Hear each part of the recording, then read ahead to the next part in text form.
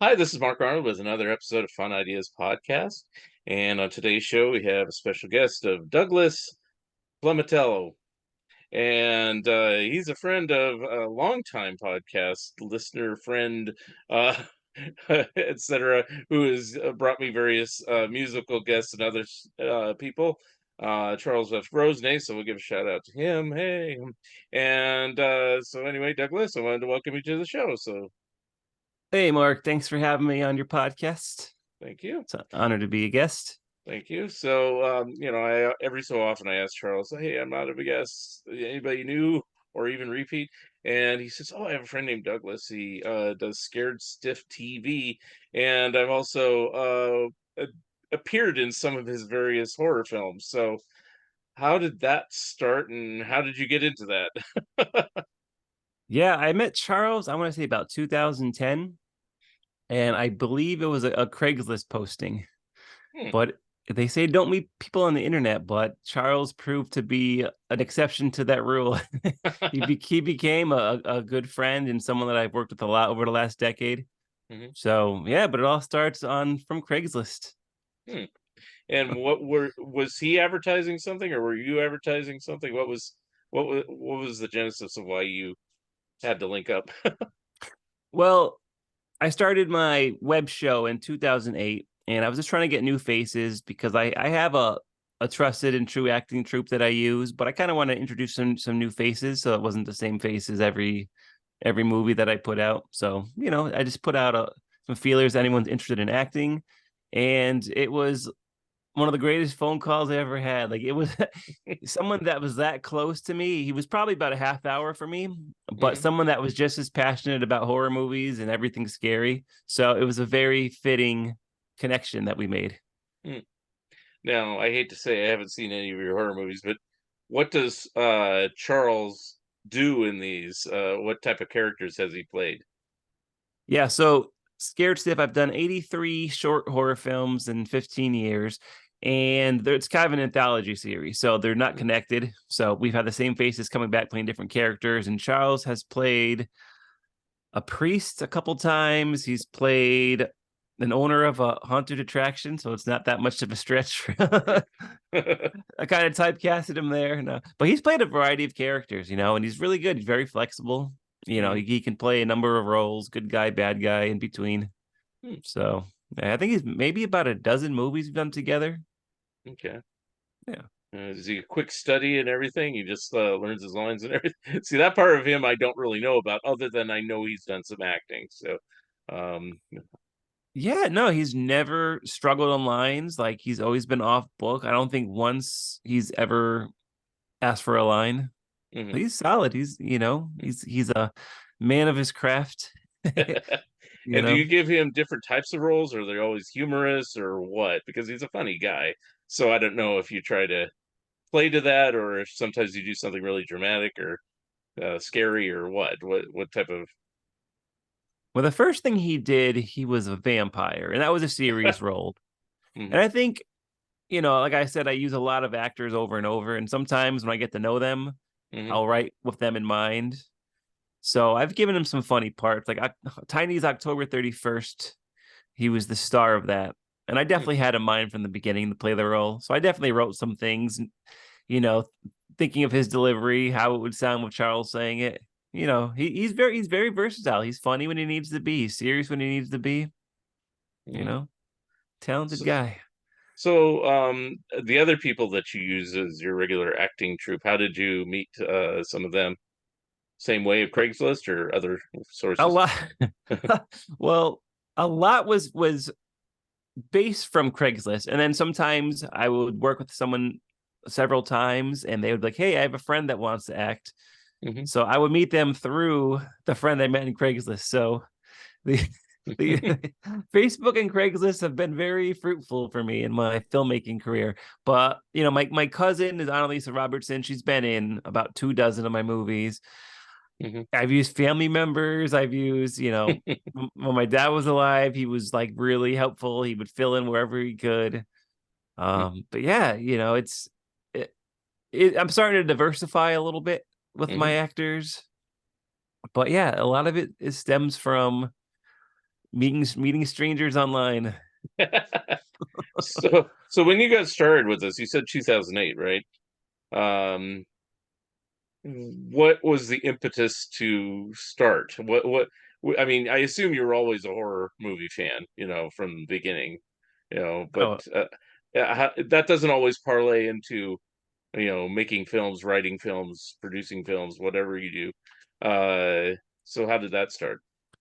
it's funny how, sometimes you have to go to A to Z to get to B. So, but I always wanted to make movies. That was like my main goal. I didn't even have a backup. That was my goal, and that's what I was gonna do. But along the way, I started working for some other production companies, and I had this one job. I will not say the company's name. I don't want to get sued, but I was completely miserable at this job. I was doing 40-hour shifts editing, going home, coming back 8 hours later. It was rough. Mhm. I was treated terribly. And so I was desperate to get out of this company. And Mm, so I was just teaching myself everything. I was teaching myself After Effects. I taught myself Dreamweaver. And the mm, day that I learned how to put a link, a video, embed a video into a web page like that, it just clicked. I'm gonna make a website and I'm gonna make short horror films and post it to my website. And literally it all clicked just like that from learning how to embed a video into a website in mm, basic HTML. And then I know there's no turning back. mm. So I looked on IMDb, and you have a lot of films listed now. IMDb isn't always accurate. So um, the first one that they list that you did was Scared Stiff Tiny's Halloween. But is that the first one you did, or what was the first I movie you did? think Tiny was my 12th. Okay, So I haven't been as diligent posting all these to IMDb. yeah, I need to really get on that. A lot of the actors are like, "Hey, can you post this to the IMDb?" I'm like, "Yeah, I will. I swear I'll get to it." It's just there's so much to do as far as like creating the movies, and then it's yeah, doing the back end stuff. Sometimes I don't I'm not as diligent as far as getting that stuff done. okay, But yeah, so Tiny's Halloween was my franchise character, and okay, he's actually returned, and he's done I've done 5 short films of Tiny, and he's actually gonna branch out of the short films, and he's the character of my first feature that I shot over the summer. okay. That was one of my questions. I mean, you do a number of shorts. So I was just wondering if a feature was in the works, or so. Yeah, so pretty much I went to college, but I wasn't a film school. I went for television production, but it wasn't technically a film school. I Yeah. got a communications major. So Scared Stiff was kind of my film school in a way.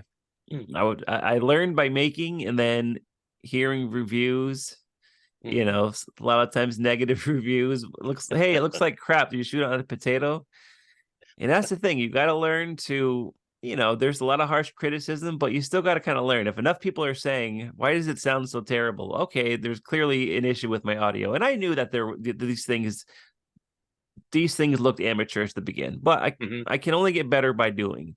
Right. And so over time, I would say, okay, how can I improve my cinematography? So I would learn, I would teach myself.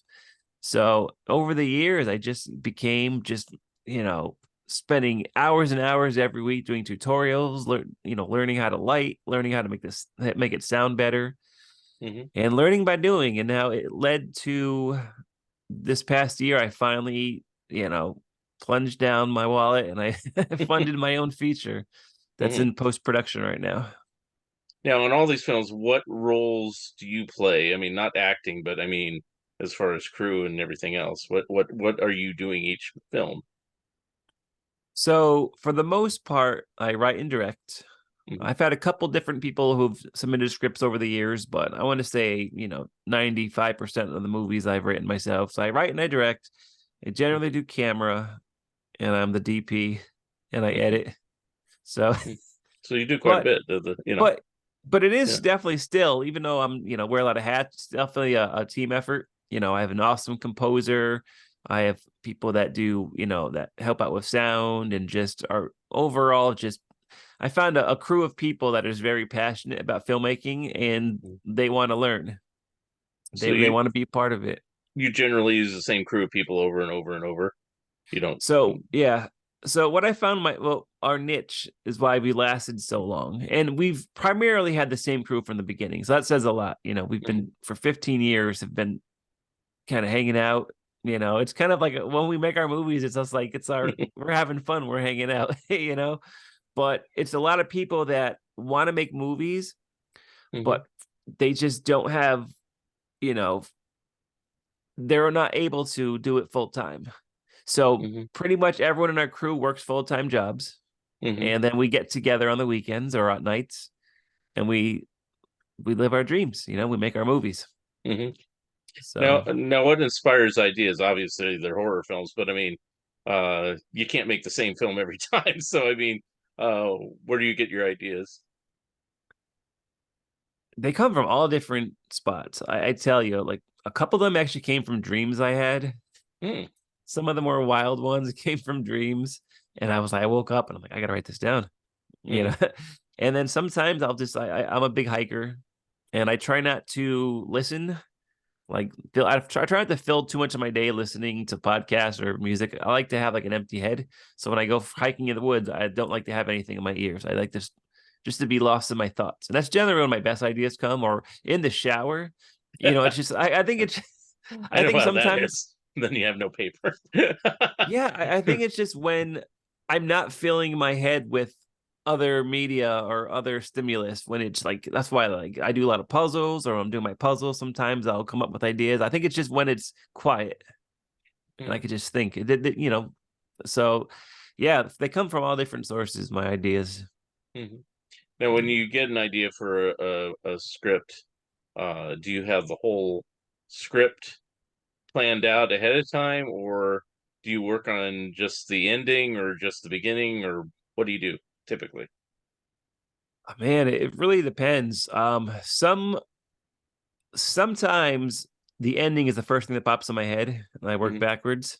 mhm, Or sometimes the whole idea will come in one sitting, but I will let it sit for a few months, let it simmer, and let it flesh out. And certain of my few of my movies I sat on for years.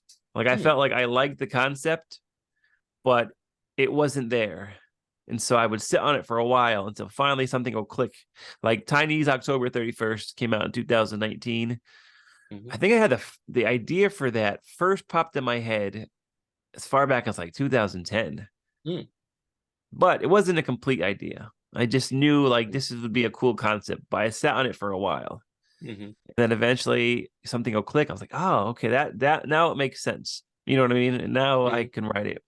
mhm, Oh, there's from all different sources. There's really no rhyme or reason. It's just mhm. you And know. when you're ready to shoot, do you have everything fully scripted out and set, or do you sometimes kind of wing it? For the most part, I have everything storyboarded because Mhm, I wear so many hats. Like deep being a DP and doing lighting mhm, is almost a different part of the brain than directing. mhm, So sometimes I try to make as many choices as I can before I start. So I mhm, have the storyboard out, but still the storyboard, everything is still a blueprint. Sometimes you get on set and you're like, okay, you feel something. You don't want to be stuck to the storyboard. So I allow myself to kind of I don't want to say freelance. What's the term I'm looking for? Just kind of well, like free flowing or something like yeah, that. yeah. But like I do Uh, have, and in case my mind isn't working and my creativity is not coming, I still have my storyboard to go to. So like okay. I'll allow myself to kind of I can't think of the term. It's late. That's No, okay.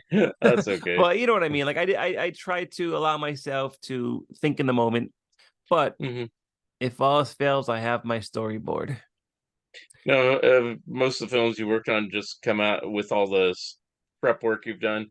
Do they come out pretty much as you expect, or has there been any productions that have kind of thrown you for a loop and you had to do something different or just abandon the project? Might maybe. Hmm. I've only abandoned two of them. Hmm. Oh, actually, Well, no, maybe one. what do you do in a case like that? Yeah, actually, no, two of them I abandoned. Uh-huh. Yeah, sometimes, and those are the ones that weren't very well planned out. Like Ah. I went camping with a bunch of friends, and I almost always have gear on me just in case there's like some cool B-roll. And they're Mhm. like, "Hey, let's shoot a movie tomorrow." I was like, "All right." I didn't have anything in mind, and we're all brainstorming. What happens in this movie? I'm like, I don't know. I didn't know I was shooting a movie, but so we created this idea. It wasn't really fleshed out, and as we're shooting it, I'm like, okay, this isn't very good. But it's It very, happens very, sometimes. I mean, very, very seldom. Yeah. yeah, I've abandoned book projects before, so I know what it's like. You just kind of go to a certain point, and then you're like, "Uh, I'll cut my losses now." Yeah. Uh, We had one movie that had Curse of the Scarecrow, had about a 3-year production. And I can't mhm, tell you why it took so long for us to finish. mhm, It just kind of fell to the wayside. And in the meantime, I probably shot another 10 movies. mm, And then most of it was shot. We just didn't shoot the ending. And mm, so the actor George Walsh had this big prominent mustache, for the majority of the movie. And I was like, "Hey George, you want to finish the movie? Let's finish the Scarecrow movie." I was like, "Yeah, sure." And he was like, "Just so you know, I cut my mustache." I was like, "All right." mm, So but I like to take those little challenges and make a positive of it. So we mm. had the power get cut out in the movie, and so the rest of it was just done in shadow, which Oh, really, okay. you know, so you only saw his eyes, you never saw under his nose, and I think it was actually better for it. Hmm. That's an interesting way to solve it. I mean, I thought it would be a situation where you came up with a false mustache. I had a situation like that. I did a couple comedy shows way back in the '80s, and a friend of mine I was working with, he looked a lot like Weird Al back then. And so, Weird Al had a mustache back then, and so did my friend. And he went on vacation, and we came back to shoot more things, and we hadn't done this Weird Al thing, and he comes in, and he's clean shaven, and I go, it's so I didn't want to wait for him to get another mustache, so we put a fake one on him, and it worked for what It it was was, but convincing, yeah, but it's like it wasn't my first choice, but right? anyway. You gotta do what you gotta do sometimes. Mhm. Well, you did answer you did answer one of my other questions. I was like, do you work on each film, one at a time? But I guess if something is not completely done or takes longer to produce a certain part, you'll work on other projects at the same time, I guess. Yeah, I generally have multiple happening at once. Like for instance, this past Halloween, I was editing my feature, Hmm. but at the same time, I had a short that came out in October, and I had three others in post. So like I had five different, four shorts and one feature I was editing at once, Hmm. which is kind of generally the way it is. You know, Hmm. that's just the way I work. Sometimes I have multiple things in the oven. Yeah. Yeah. I try not to rely on one specific project. Yeah. Well, sometimes it's good not to have all the eggs in one basket. If this is moving, keep it moving, and then the others will come along when it's time. Yeah. Um, on your feature film, tell us a little bit about that if you can, and is it out? Oh no, it's not out yet. It'll be out Okay. later this year. It's called Halloween Candy, Mm, and it's an anthology film. And the story, it's about a writer who is she has writer's block. Her husband left her, and her daughter doesn't want to spend Halloween with her. She wants to spend it with her dad. So she's mm, home alone, and she doesn't want to leave the house. And a friend stops by and tells her, "You got to open the door, let people into your life, and then you'll let inspiration in." So each trick or treater that comes to the door inspires another story mm, that she comes up with. And so that then we cut to the short segment, you know. But then there's a lot of twists and turns, and mm, the wraparound story evolves as it goes on. And I wanted to make the wraparound story just as compelling, if not more compelling, than the shorter segments that are within it. mm. So it's a lot of fun. Now, is that done, or is it what's the and where is it scheduled to go? Is it just on your website or film festival route, or what's going on with that? Well, it's about 99% shot. There's a couple B-roll shots I need to get Mm, still, but for mm, the most part, it's done. And we wrapped it over the summer, but when the leaves fell, I grabbed some B-roll just to make it feel like Halloween, Mm-hmm. you know. And we're gonna try to get a distributor to release it, Okay. you know. So I feel really confident about it, Hmm. you know. So Um, I think people really will really enjoy it. well, it sounds like an intriguing idea. I mean, I don't know, but I tend to like those old anthology type films that Hammer and Amicus used to make and things like that. So, is that your inspiration for what you do? Is like, well, yeah, which just tell us which horror films you like or anything like that. I'm sure you are Yeah. inspired by a little of everything. Yeah. Well, the reason why like I've done anthologies and short films is because out of necessity. Yeah, It's because I just everyone is kind of doing things on the weekend or at night.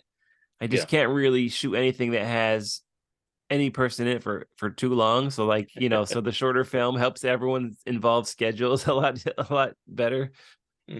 But yeah, I think my what got me into horror movies was of course the 1978 Halloween. Hmm. I think that was You got the mask that. back there behind you there. Oh yeah, I got my shrine back there. And the poster, yeah, the film poster too. Yeah. Yep, yeah. But I've been into scary things since I remember kindergarten. I just remember during nap time, the teacher had Halloween decorations up, and I couldn't sleep. I just couldn't stop staring at them. So I think there was always a connection.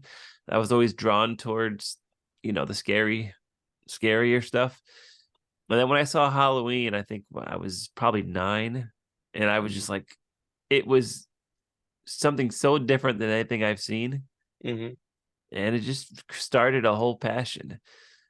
I would watch at 10 years old, 11 years old, I would watch so many horror movies, and I would write them down to keep Hmm. track of what I watched.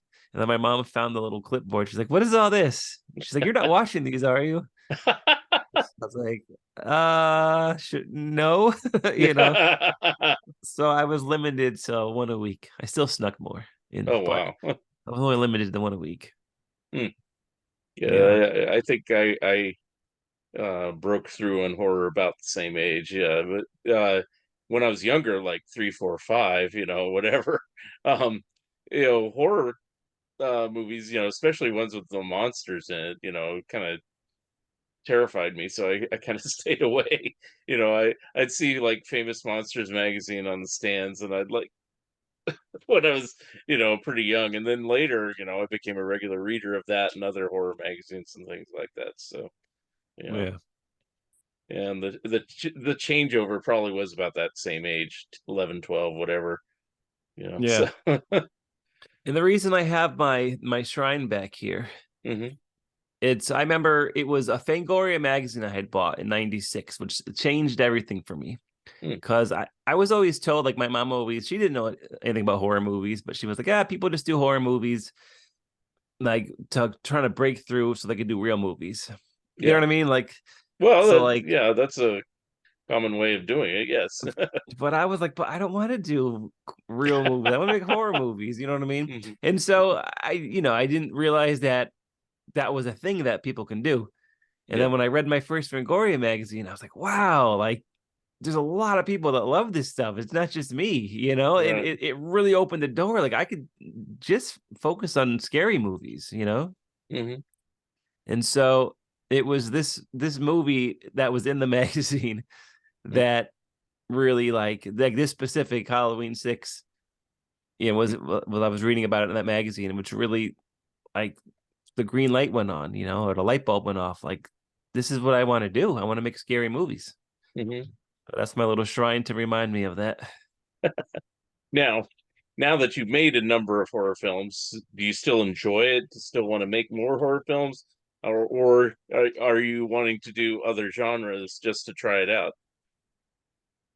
Interesting that you say that because yeah, I still want to do horror movies. Like that's Yeah. the goal. But I've done this summer I shot 2 dramas, Hmm. and they're gonna do the festival route. They're both, far into post. They should be done relatively soon. So I did do a couple dramas. And Hmm. I did do a comedy a couple of years ago. So I'm not opposed to doing other things, but Hmm. horror will always be there and I'll always make them. But yeah, it was fun changing genres, Hmm. you know. Now, those other ones, are they available in the same format? I mean, I assume you load them all up to Scared Stiff TV. Is that what where your domain normally is? Yeah, so I most of the movies up till now have been on YouTube and on my website, TV. But I just noticed the viewership and engagement on the YouTube has dropped significantly. Hmm. So trying to change it up this past year. Like everything I have been doing, I've been trying to change it up and try something new. So Hmm. the two dramas are specifically for the film festival route, but I still have one that's in post that's going to be for my website. Like I don't want to abandon my YouTube viewers, but I'm trying to think outside of what I have been doing. Hmm. So yeah, And what do you do to drum up like interest in business or whatever? yeah, a lot of it is through Facebook, Hmm. and people share it. What's really cool is when I'm scrolling through Facebook and someone will share something that I made. Like, guys, you Hmm. gotta check this out. And it's cool, It's like, oh, so I'm not the one that's constantly sharing it. It's kind of cool when someone else will post something that I've done. I'm like, Hmm. oh, that's pretty fun. But lots of the internet is really take advantage because since all my stuff is on the internet, that's my real only tool that I use to promote it. Hmm. Because someone's on their computer, all they gotta do is click a link to go to your movie, you Hmm. know. So Now, have you had your an opportunity to promote or show your films elsewhere, like at a film festival or anything like that? yeah, I had a few of them, some film festivals. I had one that was in Universal Halloween Horror Nights did a film festival about when was that? 11 years ago. Hmm. And out of thousands of movies, mine was in the top 10. Didn't Oh, that's win, cool. but it Oh. was still kind of an honor to, be part of that. Done a couple like the Mystic Film Festival here in Connecticut, a couple smaller ones. I haven't really put too much emphasis into the film festivals, but that's Hmm. why I'm trying it now. I'm trying to do things I haven't done before. Right.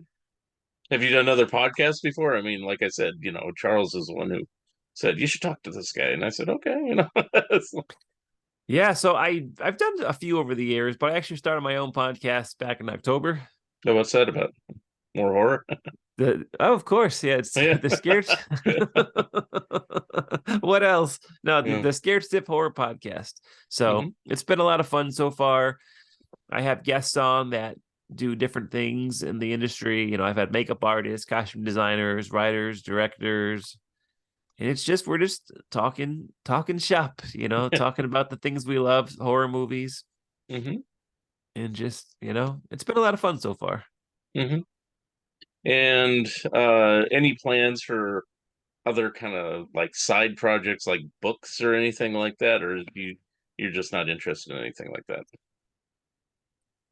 I would love to write a book. I've written a couple of short stories.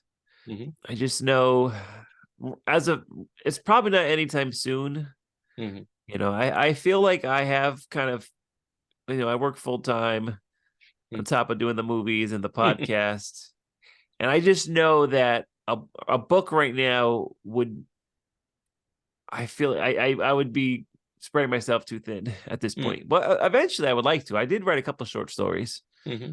So Or even a novelization of some of your films or something like that. I don't know if there's a market for that, but there might be. But anyway. yeah, we're on the same wavelength. I actually wrote a couple. The short stories were from my movies, like some of the lesser seen movies that I did. I actually wrote them in book form. A couple of them I wrote that I felt like they probably would have done better as a book. You know what I mean? Hmm. Because as I'm watching it, I'm like the internal dialogue is not, or the internal thought is not from comments that I read. They're they weren't a lot of people weren't getting it. So I'm like, you know what? This probably would have been better as a book. Hmm. So some of them I did write as 20-page short stories Hmm. to to be included in my eventual book. Hmm.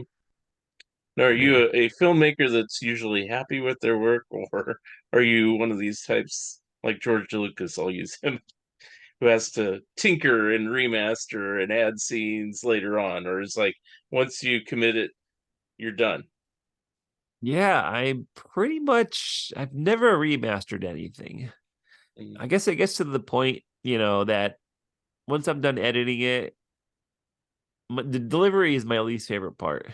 mhm. Because you watch it and you find one little frame that's off or some little glitch. I'm like, oh, here we go. Excuse me. And then I re-edit it, I export. Nope, there's something else wrong with it. You export again. Oh crap, I spelled someone's name wrong. So like by the time I'm done and I've exported and I give it the green light, I kind of don't want to watch it again for quite a bit. Do you get other people like in the various process of while you're editing or even right after you're done, like just get their opinion before you upload it or anything? Yeah, sometimes I'll get a test screening with Mhm, someone I work with or just like a friend that's into it, just to see what they think, mhm. you know. Although at that point, it's sometimes you get feedback as, "Oh, you should shoot a scene when this happens." I'm like, "It's coming out tomorrow. I don't really have time to shoot anything else." So sometimes you gotta be selective with who you show things to. Right, right. Um, I'm just wondering if like, because I know film editing and stuff like that, sometimes things have certain pace or something, and you may not see it because you're so close to it, and somebody else watching it is like, I'd tighten it up here or something like that. Do you listen to advice like that or? Oh, absolutely. Yeah, there's definitely trusted collaborators that I will look for advice. Mhm, Like I'll have them take a look see at it. What do you think? And I definitely incorporate their feedback. That's the one thing that I just always made sure is that like I wasn't closed minded. If someone has feedback, just it's not an insult. They want my product to be better. They want the product to be better. So sometimes you gotta like you can't take this stuff personally. A lot of times people ask me to watch things and I'll watch it and I try to be helpful and it's like they'll defend every decision. I'm like, okay, it's perfect. You know what I mean? Like no matter Yeah, what I say, like I'm trying to you're asking me for my advice, like this, but some people don't want to hear it. Like, right. don't ask Yeah, for advice if you don't want to hear it, you well, know? I'm used to people So like that.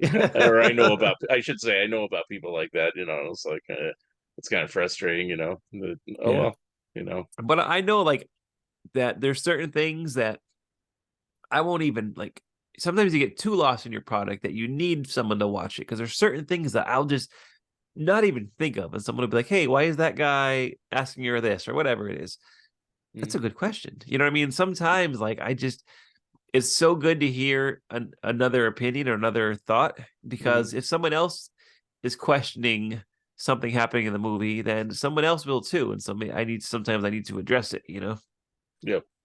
So Have any of your films gotten any sort of notoriety beyond just the standard stuff, like even a minor award or a major award or anything like that? Or write-ups in the newspaper or anything like oh, that? not in the newspaper, but a couple of the big horror sites like Blade Disgusting and Dread Central have written Mm, about some of my movies over the years. I did another feature. I was just a producer on it. It wasn't my story, but The Battery, it was a zombie film that came out in 2013. mm, That got a ton of coverage. That's still on Amazon, I believe, still for streaming on Amazon. That got a lot of good publicity, mm. a lot of good press. Um, yeah. Because So I always hear about like the Rondo Awards, and they send out awards not just for films but also magazines and books and all sorts of things. So I didn't yeah, know if you. I haven't really submitted too much. I know it's see, this is why I cut myself a little thin. You know what I mean? Like I don't do enough post. You know what I Hmm. mean? As far as some certain things I need to do, because I always have the next one. So as soon as one's done, I'm on to the next one. Which was so what I've started doing this past year is really like when something comes out, push it. You know what I Yeah, mean? And like yeah, really spend more time on the movie once it's come out. hmm, Because before it was like, okay, the movie's out, enjoy it, everyone. yeah, But over the years, I discover I have to do more than just yeah. hit. upload and then call it a day, you know? You're more like me, it's like I do all these books and, I don't always promote them very well. And, using Charles again, Charles is like master promoter and he's like, he said a couple books, but he'll go out and do signings at the library. He'll do signings at the show and this thing. It's like, what are you doing? Oh, I'm just writing another book. Yeah. So, Yeah, it took many, many, many years. Well, many more years than I embarrassed to admit, but like it sometimes it takes a while before something clicks, yeah. and like after a while I see that the viewership was just, not doing as well on YouTube anymore. I got demonetized. I'm like, all right, I gotta find a different strategy here, Hmm. you How know. does that happen? I don't even know. I mean, it's like I know you have to have like 1,000 subscribers and you have to have so many minutes. Is it because the minutes drops down even if you still have the subscribers? Is that what goes on?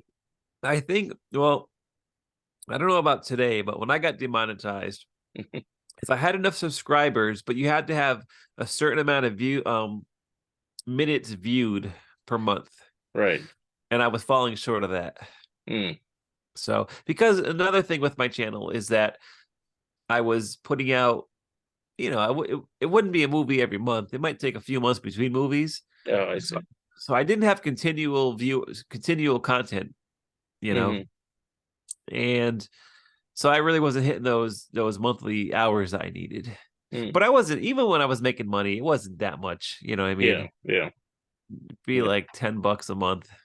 It was nothing Yeah. to retire on, but it was Yeah. just kind of nice. So it helped pay for the domains at least on my website. Right. Yeah. Because I Might buy haven't some even got my snacks my for the biggest crew. problem is getting the subscribers up. It's like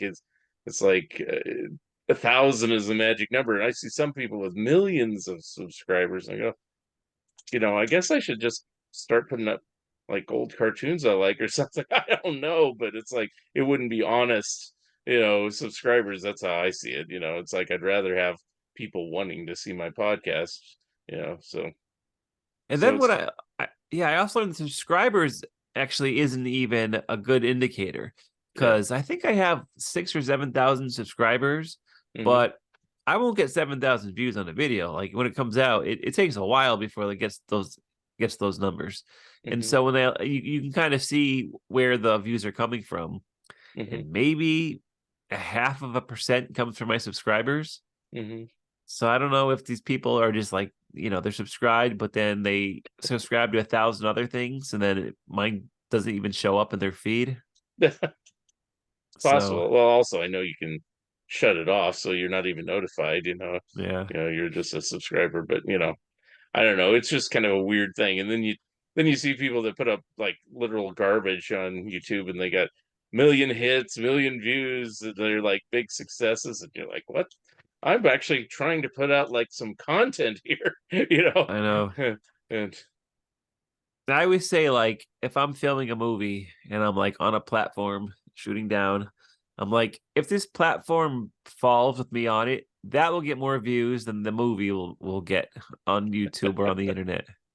Sadly, it's just the way it is. crazy. Yeah, think about it. I forgot what the exact number was, but like every minute of the day, like several years worth of content gets posted to YouTube.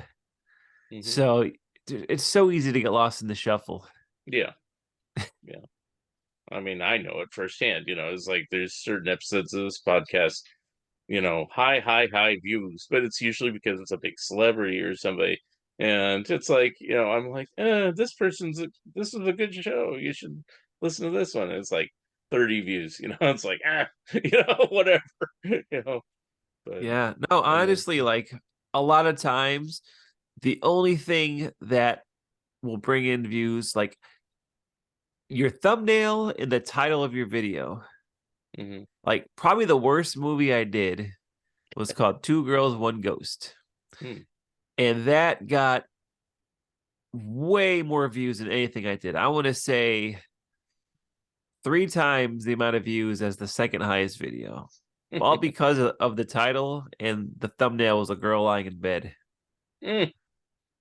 That's it.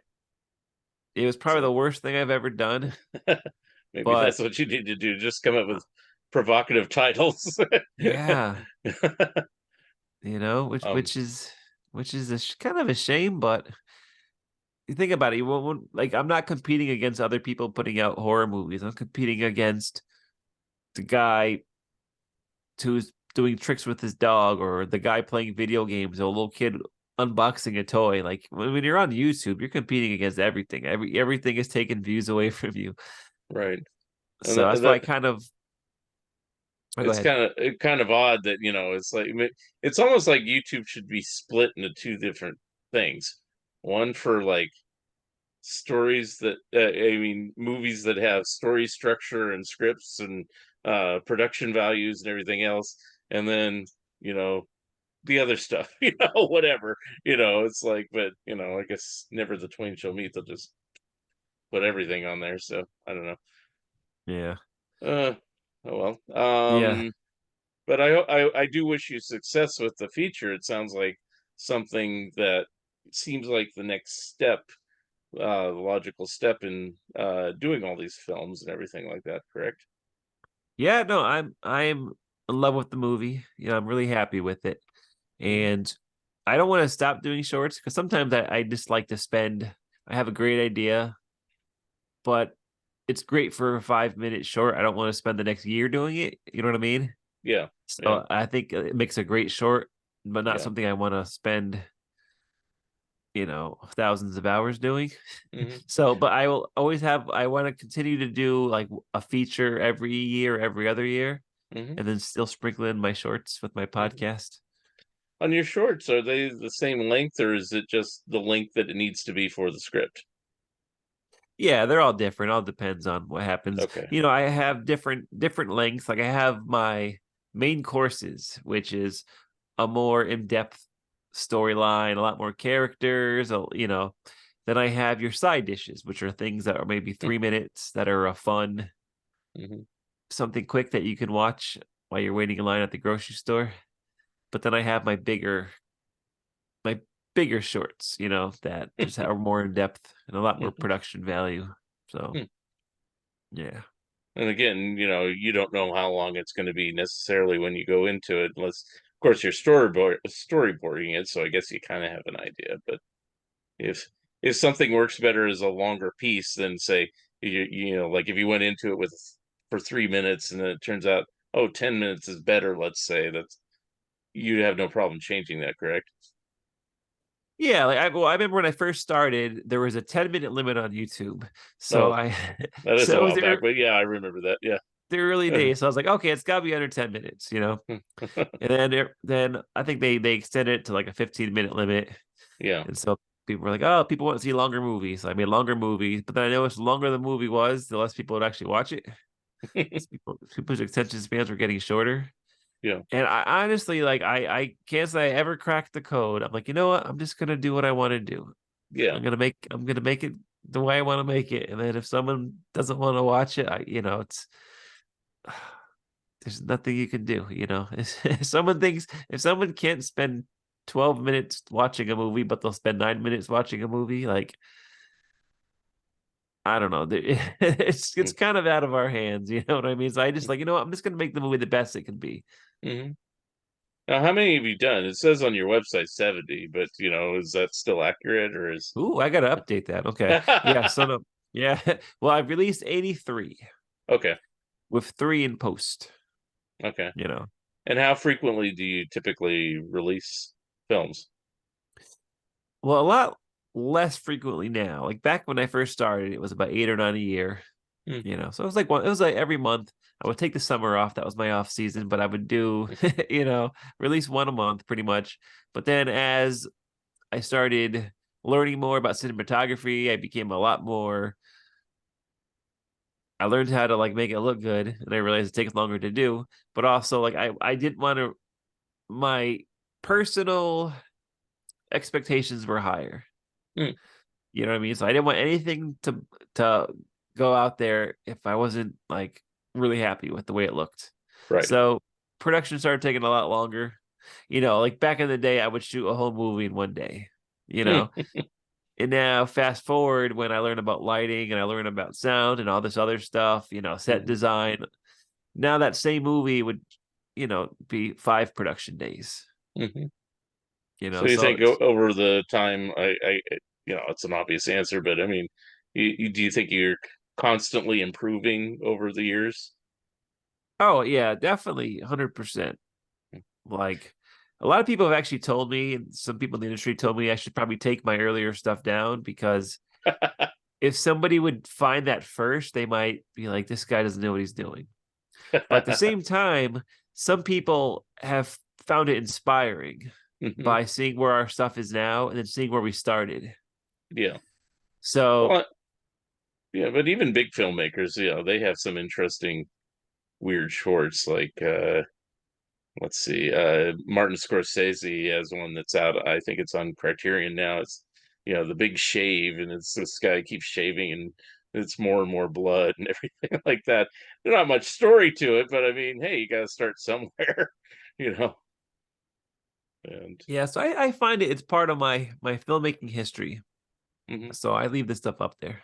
yeah, 'Cause I honestly, even the earlier stuff, when technically it's not very eye pleasing, hmm, I still love the movies. Like I love the storylines that I did. hmm, hmm, The execution might not have been what I, would be happy with nowadays, but hmm, for what they were, I'm really happy with them. I'm still proud of some of the earlier movies, even though hmm, they don't hold up as well hmm. technically. Would you ever consider remaking one if you said, "Oh, I wish I did this better this way"? It's amazing that you asked that question because this this summer I actually did reshoot for the first time. I remade an earlier movie Mm, because and it was just I knew how I wanted it to look. I just mhm, didn't know how to make it look that way. And now with a decade of actually that was one of my first ones, so like 15 years of experience and mhm, just 15 years of just honing my craft and learning how to make that look good. mhm. It's I remade it. It's actually the soundtrack is being finished right now, and that's one of the ones I'm going to go the festival route with. Cool. Yeah, So that's probably a wise thing to do. It's like go through your old inventory and look at everything and go, I can make a better film out of this one. You I think it would be fun to my know. first movie that I released reshoot that one as a kind of a experiment, Mm-hmm. and have people watch the original and then see the remake Hmm. just to see what Yeah. 15 years, 16 years of practice, Right. what it birthed. Yeah. So yeah. All right. Well, yeah, I mean, we kind of already went over this, so it's many other questions, but I mean, what does the next year or two look for? What are your basic plans as far as all this? So Halloween candy, because it's Halloween and it takes place on Halloween, the whole thing's about Halloween. It probably, even if I sell it now, won't release until September or October. Hmm. Just makes sense.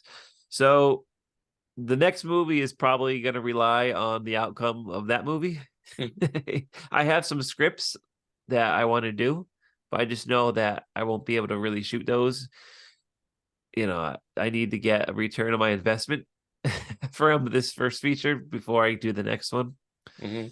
So a lot's gonna rely on how well Halloween Candy does, which I think I really feel that people will enjoy, and it might be one of those movies that people go back to every October. Hmm. It has a really good Halloween vibe to it. Okay. Hopefully it becomes someone's tradition.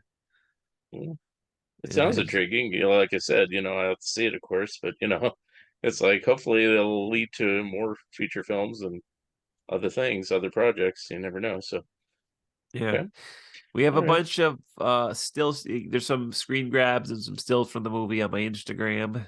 Hmm. Scared underscore stiff underscore films is the Instagram. You can see I haven't released any video yet, but there's a ton of stills out there. Okay. If people want to get a sneak preview. Okay. Yeah. And since you're going that route, and I was just going to kind of wrap up doing that, is this, you know, just kind of mention where you can find your films and all the different websites, how people can get in contact with you? Yeah, so the shorts are on my YouTube page, which is Scared Stiff TV is Mhm, the YouTube handle. Uh, Most of the news that I post are on my Instagram, scared underscore stiff underscore films. mhm, My website is scaredstiff.tv, mhm, and that's just the movies. My YouTube page has a bunch of extra content, but I wanted my website to just be the movies because mhm. kind of streamlines it for everybody. Yeah. My different categories, slashers or ghost stories. People can kind of find something they like. Mhm, Um, I don't use Twitter too much. I wasn't getting much of a response on Twitter, so I kind of stopped mhm. posting to it. So Instagram is kind of where I post things, or my Facebook, Yeah. which is Scared Stiff TV, is my Facebook page. Mhm. So And if somebody wanted to reach out to you, if they like wanted to act in one of your films or help you out on the production side, would you be open to that if somebody was interested and they were qualified for what you want? oh, absolutely. I definitely always looking forward to growing the team. Hmm. Like this summer, I added about a dozen new crew members for the feature. So I'm always looking to add different, everyone has good ideas, different ideas, and it's always good to keep expanding your collaborative circle. So yeah, if somebody definitely reach out, you can send me a DM on Hmm. Instagram if you're interested. All right. Very good. Okay, well, I just wanted to learn more about what you do. Like I said, Charles Rosenay said you got to talk to this guy. I make films with him, and I go, okay, it sounds very interesting. I think I will check some of them out. Go on your YouTube page and everything like that, and see what it's all about. I'll try looking at the later ones, so I won't I won't be turned off by your earlier projects. And then probably work my way back and see what's going on. You know, Yeah, absolutely. And there's, even in the newer stuff, I yeah. do things for different audiences. So you have some more dramatic ones, you have Mm. some more slashery ones. I try to do a little mixed bag for everyone. So there's a little something for everyone to enjoy. Okay. Any couple to recommend to start off with that you're proud of? Yes. So Tiny's October 31st, that came out 2019. Okay. That was one of my favorite ones. Mhm. Halloween House. Man, I'm starting to forget what I did. There's been so many. That's There's only yeah, 83 films. yeah. I did a couple I'm actually really proud of during the pandemic, and Yeah. I shot these with no crew Mm. and no two actors were in the same room at the same Oh, time. that's funny. That makes So sense. I made one called "Play with Me," Mhm. which is a little boy who wants to play with his dad because the dad is working from home. And it was like that kind of that horror that everybody was facing, working from home while you have a kid screaming the play with me. What are you doing? So that was kind of fun. Mhm. All But right. yeah, there's just a lot for everybody. All right. Well, I'll have to do some research and watch a few of them. All right. Absolutely. Well, thank you very much, Douglas Plomitallo, for being my special guest. Plomitallo. You Did I got it. say it right? Because your name will be up in lights, everything like that. No, Sweet. I wish you well and great success, and with your feature film and all the films that you're doing. It sounds like fun projects and everything. And I have to take a look at them and judge for myself. No, I Anyway, appreciate yeah, and I appreciate you having me on your show. okay, Yeah, check out the Scare Stiff Horror Podcast on Apple and Spotify and wherever you get your podcasts from. sounds good. Okay. Well, thank you again, Doug, for being my special guest. And that wraps it up for another episode of Fun Ideas Podcast. This is your host, Mark Arnold, and we'll see you next time.